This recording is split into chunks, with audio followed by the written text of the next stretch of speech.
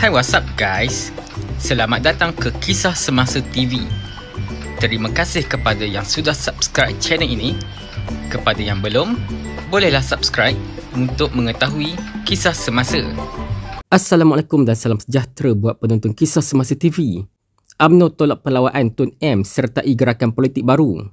Ketua Pemuda UMNO Datuk Dr. Muhammad Akmal Saleh menolak perlawanan Tun Dr. Mahathir Mohamad untuk menyertai gerakan politik baru kerana tidak melupakan cubaan mengharamkan parti itu. Beliau merujuk secara khusus kepada perlawanan bekas Perdana Menteri itu yang mahu ahli UMNO menyertai Sekretariat Orang Melayu, sebuah gabungan politik baru yang didakwa ditubuhkan untuk memperjuang pengembalian kuasa politik Melayu. Menurut Muhammad Akmal, meskipun UMNO menghargai perlawanan tersebut, parti itu tetap tidak dapat melupakan hakikat bahawa individu sama pernah cuba mengharamkan UMNO sewaktu berada di puncak kuasa. Beliau menegaskan bahawa sekiranya usaha menyatukan orang Melayu benar-benar ikhlas, maka ia seharusnya lahir daripada niat yang tulus demi agama dan bangsa, bukan kerana keinginan mendapatkan jawatan atau kuasa peribadi.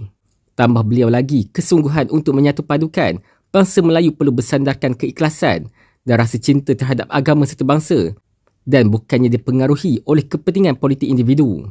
Sebelum ini, Dr. Mahathir dilaporkan berkata bahawa beliau tidak menjemput UMNO secara rasmi sebagai sebuah parti untuk menyertai sekretariat tersebut.